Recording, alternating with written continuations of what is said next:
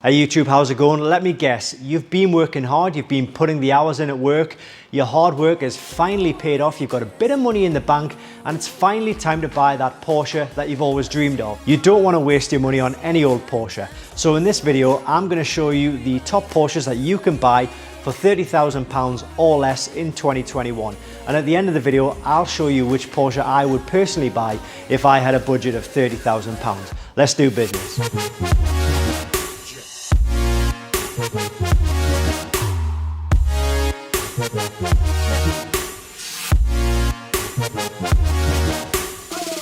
So I've got you covered whether you're looking for a track day monster, a B-road basher, or a daily commuter and a family car.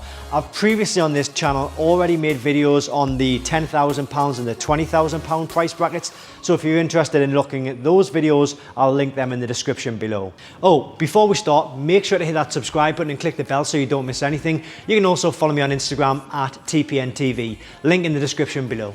So I'm going to kick things off with a couple of classics. Car number one is the Porsche 911 993. The 993 was made between 1994 and 1998, and they only made 29,700 models, which kind of makes them quite desirable. Some people say that the 993 is the prettiest model of all time, especially if we're talking about the S and the 4S models. Unfortunately though, you won't find the S and the 4S models within this price range, but you will find some high mileage Carreras which need a little bit of TLC. In the UK right now, for example, I can find one Carrera on sale on the Auto Trader with 157,000 miles. They've got good engines, they're nice to look at, they won't look out of place in any collector's garage. They offer 272 brake horsepower from a 3.6 litre engine, 0 to 60 is in 5.3 seconds. The next classic is the 994 Turbo. What is it that sets the 994 Turbo aside from the rest of the 944 standard cars? Well, the Turbo came with either a 220 or 250 brake horsepower engine, which for the late 80s and early 90s was pretty damn incredible. They've got brakes from a 911, stiffer suspension, and around 30 component revisions, and a lot more going on than you probably expect, unless of course you're a 944 expert. They made the 944 Turbo from 1985 to 1991, and in the UK right now you'll expect to pay between 24,000 and 30,000 for a decent example. The Turbo comes with either a 2.5 or a 3 litre engine, and they offer 220 or 250 brake horsepower. Say hi, Cooper, say hi. So now we'll look at some cars which are perfect for B-road carving, spirited driving and track days. The car you see behind me is a 911 997. Some people say that this is the most perfect 911 out there, and I'm personally one of them. This is my personal 911 997 Carrera 4S. Proportions are good, performance is brilliant, they sound incredible with the sports exhaust or an alternative exhaust, and they're coming down in price, but not so much that you lose a ton of money on them. It all really depends on the model. In this price range though, you can forget about the Turbo, the GTS, the GT2, the GT3. Your £30,000 will more likely get you a wonderful Carrera, Carrera 4, Carrera S, Carrera 4S in either convertible or coupe form. Be sure to look out for some of the common issues like bore scoring, over revs and the IMS issue, but don't let it ruin your life. The Carrera S models will give you a 3.8 litre engine, 350 brake horsepower and a 0 to 60 time of 4.9 seconds. Next is a car that's on the cusp of becoming a classic, a modern classic if you will. Fried egg headlight haters, look away now, because you can pick up every 996 variant in this price bracket apart from the GT2, the GT3 and the RS variants. That means you can pick up a 996 Turbo for less than £30,000. In fact, on the Auto Trader right now, there are 4 of them underneath that price bracket. But be aware of high running costs. Let's face it, which modern classic isn't going to cost you when it comes to maintenance? The Turbo offers a 414 brake horsepower from a 3.6 litre engine, and 0 to 60 time is 4.2 seconds. Okay, on to another car which has divided quite a lot of opinion over the past few years. It is the Boxster and Cayman 718. Although at the time of making this video, I can only find a 718 Boxster and not a Cayman for under £30,000. Made from 2016, it lost 2 cylinders, going from a naturally aspirated flat 6 engine to a turbocharged flat 4 engine, and with it changing the sound of the car. The 2-litre option offers 300 brake horsepower and a 0 to 60 time in 5.1 seconds. You'll either love or hate this car, and I think that largely depends on what you've been used to in the past and what you've come from. But you can't take anything away from great looks, lines and performance, and over the next year we'll see a lot more examples drifting into this price range, which is pretty bad if you bought one from new, as the depreciation on these cars so far has been pretty high. Nice cars though, but if you're hell-bent on going for a mid-engine car, I'd say the 981 Boxster or Cayman is definitely the one to go for. And the good news is that they all have 6-cylinder naturally aspirated engines, and they're all the S models as well. Made from 2012 to 2016, they're incredible little cars with near 50-50 weight distribution.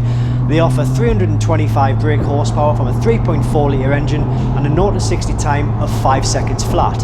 And prices for the Boxster S is around about 26.5. Prices for the Cayman S is around about 28, 29, but I can find one right now for £26,000, but it does have high miles. Now on the subject of mid-engine cars, you can find a Cayman R for under £30,000. Well, okay, just one to be precise, but it was for £29,995 and it had 82,000 miles on the clock. Still currently for sale, so be quick. But it is evidence that these cars are coming down in price. Now the Cayman R has 330 brake horsepower, a 0 to 60 time in 4.6 seconds from the 3.4 litre naturally aspirated engine. It has lighter wheels, doors and seats, and with the removal of the radio, storage compartments, air conditioning and door handles, the Cayman R weighs in at 54.8 kilograms or 121 pounds less than a Cayman S. A great addition to anybody who's addicted to track day driving or spirited driving on those canyon runs. Now, I'm not saying that you can't drive any of the models that I previously talked about in this video, but there are some cars that are just better suited to daily driving, and the Porsche Macan is one of them. The Macan is kind of like a mini Cayenne, if you like. Sharper styling, newer technology, and all round a sharper car. Now you'll mainly be looking at the 3-litre turbo diesel starting at around about £24,000, which offers 258 brake horsepower, a 0 to 60 time of 6.3 seconds, and if you're quick, there is one Macan Turbo for sale at £29,999 with high miles, but when spec'd correctly, this is an awesome car to run, but expensive. A modest budget of around about £28,000 will get you a 2014-2015 model with around about 50,000 miles on the clock. I was given a Macan Turbo as a courtesy car a while back, and I wish I could have kept it. I did put about £150 worth of fuel into the tank over the course of one bank holiday weekend. I had so much fun in that car, but very expensive. Now, sticking with the turbo SUV theme, and assuming you're okay with paying a mortgage payment on fuel per month, the next car we're going to look at is the Cayenne Turbo 958. The Cayenne Turbo starts at around £26,000 and comes with slightly different styling, a more aggressive front end and performance to match. It has 500 brake horsepower, a 0 to 60 time of 5.1 seconds, which for a 4.8 litre heavy bruiser of an SUV is pretty damn impressive. But how often would you really use it when you were taking the kids to school or out for the weekend or doing the weekly shop? Probably not very often. If you don't want to spend so much on fuel, I would definitely say getting a GTS styled 3-litre turbo diesel is your better option. And lastly, and probably leastly also, it's a Panamera Turbo. A car which over the years I've really wanted to try and like, but for some reason I just don't. I just don't like the Panamera Turbo unless we're looking at the newer models. But for £30,000 you're not going to get anywhere near the newer or modern models. I like an extended 4-door 911, and some will disagree, but I just don't think it works. However, I fully understand that there's clearly a market for it. The Panamera Turbo has 4.8 litre engine, a V8 in fact, which produces around about 500 brake horsepower and a 0 to 60 time of 4.2 seconds.